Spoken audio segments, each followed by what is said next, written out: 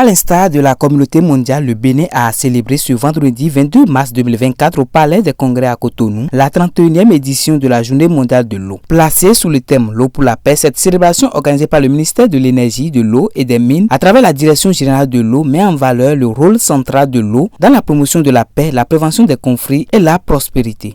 Le thème retenu cette année, comme vous le savez tous, c'est l'eau pour la paix.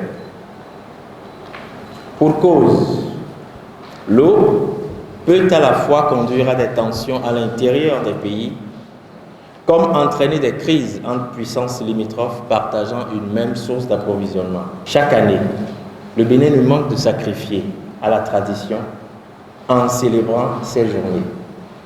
Loin d'une célébration, il s'agit d'une opportunité pour les différents acteurs impliqués dans ce secteur, les professionnels, les décideurs, les usagers, les citoyens, de discuter des problématiques du secteur et de réfléchir autour des initiatives concrètes pour une meilleure gestion, protection et disponibilité des ressources en eau, en quantité et en qualité pour satisfaire tous les usages sans cesse croissants.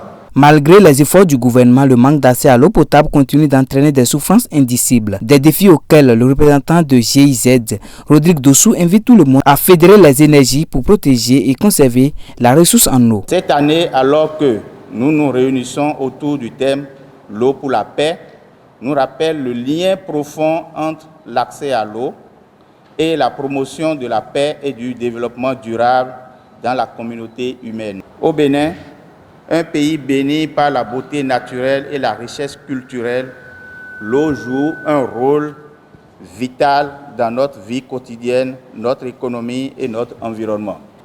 Pourtant, l'accès à l'eau pour tous les usages reste un défi pour plusieurs communautés, non seulement ici au Bénin, mais à travers le monde entier. Elle peut à la fois conduire à des tensions à l'intérieur des pays, comme entraîner des crises ouvertes entre les pays. La maîtrise des ressources hydriques constitue reste un enjeu mondial majeur, surtout dans le contexte de changement climatique. C'est là que la gestion intégrée des ressources en eau émerge comme une approche cruciale mettant en avant la gestion holistique des ressources en eau pour assurer leur durabilité pour les générations actuelles et futures. C'est pourquoi nous devons aujourd'hui plus que jamais réaffirmer notre engagement et notre détermination à promouvoir les principes de la gestion intégrée des ressources en eau qui intègrent les considérations sociales, économiques et environnementales dans les stratégies de gestion de l'eau. En adoptant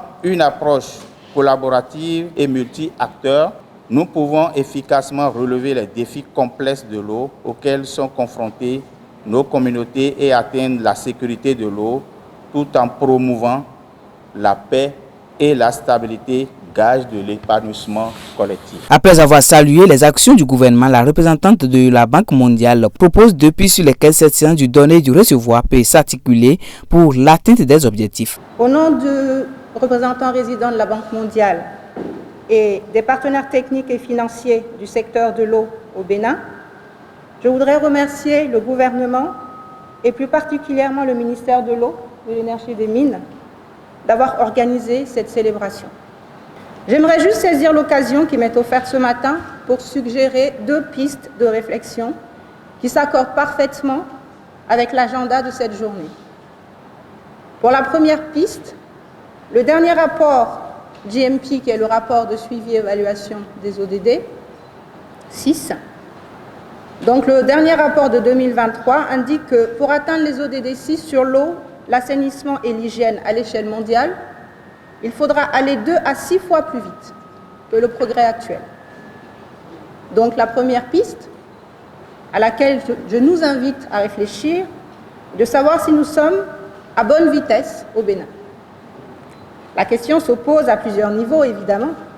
L'eau potable, un milieu rural, un milieu urbain, l'assainissement domestique, l'assainissement communautaire, l'hygiène, et j'en passe. La deuxième piste de réflexion que je propose concerne les changements climatiques, évidemment, pour préserver la paix et le vivre ensemble.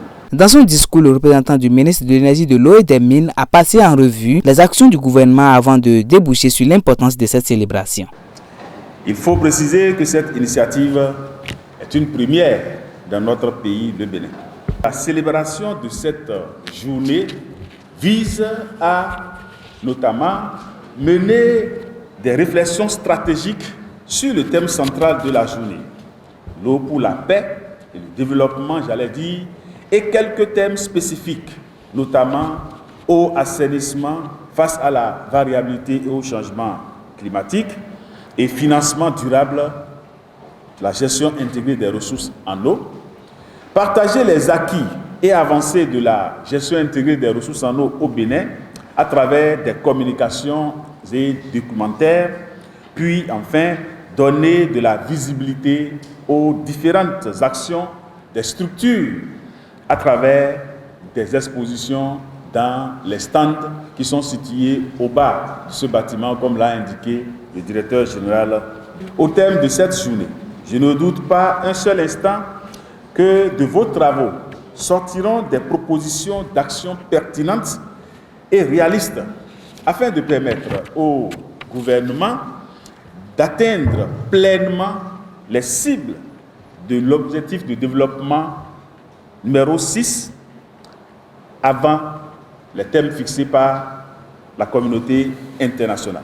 Démarrés depuis 21 mars, les travaux de cette 31e édition de la Journée mondiale de l'eau ont pris fin ce vendredi.